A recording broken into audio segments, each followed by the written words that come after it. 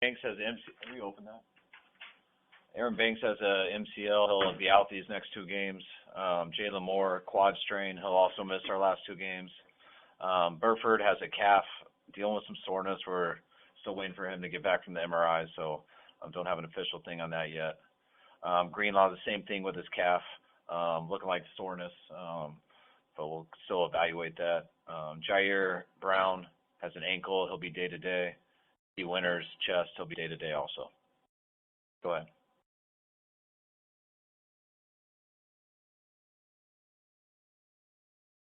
Kyle, did Leonard Floyd check out okay then? I know he went back in the game.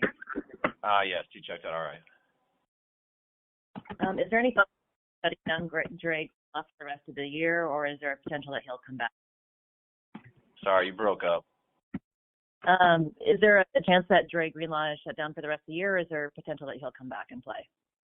I mean, my gut is most likely that he'll end up being shut down, but that's I got to wait to talk to Dre on that, and we'll still make sure to see exactly how he is doing, because right now we just have it as just soreness and stuff, but that'll definitely be a decision that I'll leave up to Dre depending on what his health is.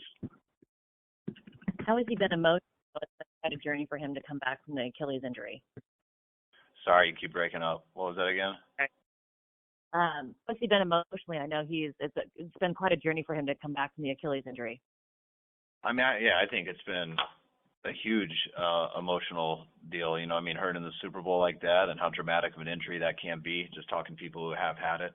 I think it's been a battle and a hard deal to get back. And, you know, I think he was real emotional in his first game or even his first few practices, just being able to make it. And I think it's been a huge success so far, just the fact that he's gotten to this point. I knew when he was complaining about the soreness in those first 4 plays of the game, I know when we told him he wasn't going to go back in it anymore, he was pretty emotional there, because I know how bad he wants to go in and how bad he wants to move on from this, but it's still part of the process and still something he's working through. But he's been really inspiring to watch him go through all this.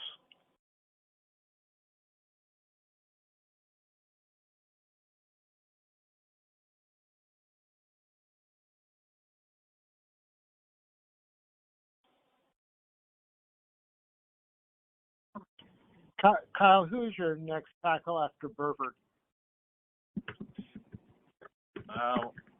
You look at our roster and fill any of the choices. So, and we'd have to move.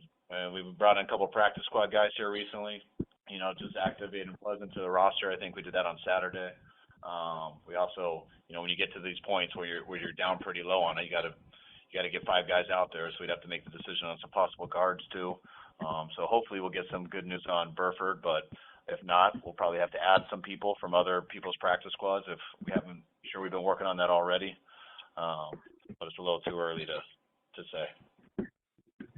Kyle, after the game, both Fred Warner and Nick Bosa said that Dre sometimes just has to be saved from himself, that he's always going to push to get out there even when it's not in his best interest. Do you feel that way too? Is that why you're kind of leaning toward shutting him down for the season? Yeah, without a doubt. I mean, that's what we did on play 4, you know. But it's you know, it's also good interest for Dre to get out there and play for him also. You know, if he is healthy and can do it. So there's a fine line in that. And you know, I mean, I told Dre this just even after that Rams game, talking with him. Like, he was telling me how, don't worry, I'll be for sure good the next week, and that's how bad he wants to go. Because it is a good thing when a player's coming back from an injury to be able to show the league and stuff you got back and you're good to go. But by no means doing that at the expense of messing up the next year. So that's something that Dre understands, but his passion and his heart really wants to get out there. But that's why I say that I'm leaning towards no. But I got to get more information on that to make sure that that's the right decision for Dre. Do you expect Isaac Guerrero to practice this week? Yeah, we are expecting him back Wednesday. You know, he'll still be day-to-day with his hamstring, but it's turned in the right direction, and hopefully he'll be good on Thursday. Sorry, not Wednesday. Okay. Kyle, is there any update on Trent Williams at all? There's no update. I mean, he won't be playing in these next 2 games, so I guess that is an update. I don't think I said that, but hasn't been able to improve enough to get him out there, and we don't see that happening enough in these 2 weeks, especially the situation we're in. Kyle, last night in your press conference, you mentioned a lack of concentration by the offense. Is there anything you can attribute that to? Is it mental fatigue? What are your thoughts on that? My thoughts are, when two guys are off the ball and not one guy's on and one guy's off, that's just a lack of concentration. When time's supposed to be off the ball in one play and you're not, it's just a concentration issue. I always attribute cadences to focus, things like that. It's stuff that you do deal with every year, but the way that we dealt with it last night and kind of the timing of when it happened really gave us an extremely small chance to win, and that's why it was such a big deal yesterday. On the broadcast, Leonard Hankerson was talking to Ricky Pearsall in a strong way. Did you have a talk with him about it? What are your thoughts about how he handled the situation? I thought Ricky loves to be coached, and he doesn't take things personal. I think he was just as upset about it, and sometimes when there's a lot of things that he's trying to focus on and stuff, and he forgets one little thing, which can end up being a big thing, especially the play that happened with it. And I didn't see Hank, but I'm sure you saw his frustration. But that's how we all were, and that's how Ricky was. And sometimes that's what comes out naturally, which sometimes can get a guy to focus a little bit harder too.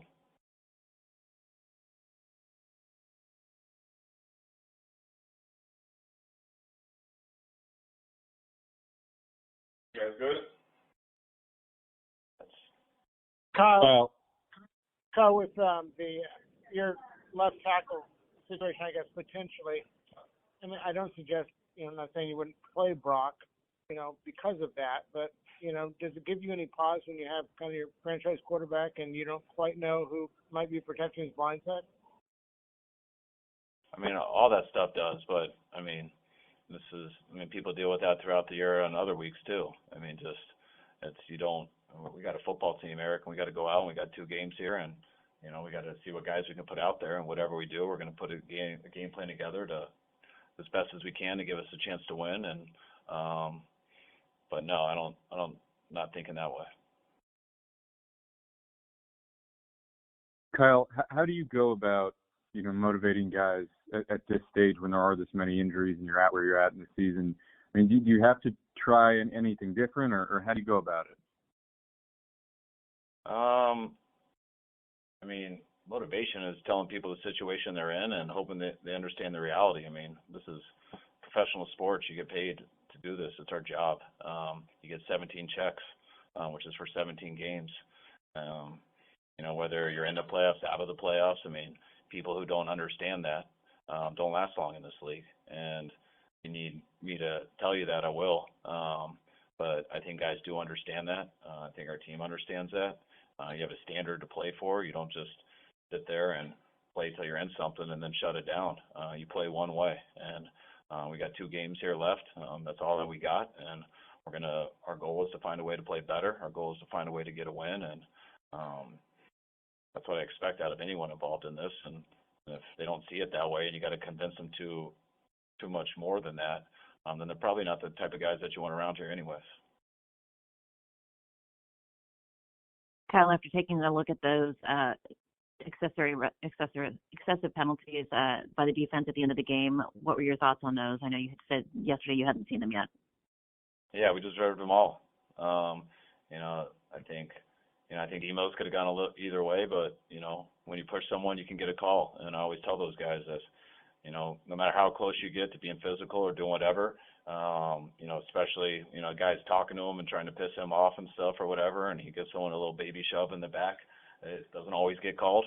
But if it does, then you're at fault because you're not allowed to do that, and it hurt our team. So the stuff those guys are aware of. Jordan's, when he's trying to finish to the ball, by no means do I think he's doing anything dirty. But when a guy's down on the ground, you got to dive over him if your body's already is in motion to try to hit him. And regardless of how you hit him, you can never leave with your head. So you're going to get a penalty for that every time. And Huff run into that guy at the end of the play. he definitely could have avoided them, and that was a stupid mistake that hurt us. Kyle, I know a lot of this is probably game circumstance and score, but I guess you have gone 55 regular season games without giving up a 100-yard rusher, and now it's 4 in 5 games. What is the issue with the run defense? I mean, I think it's been different each week. You know, I think versus Green Bay and Buffalo, I thought we had some real big injury issues, just with missing some guys, which made it extremely tough.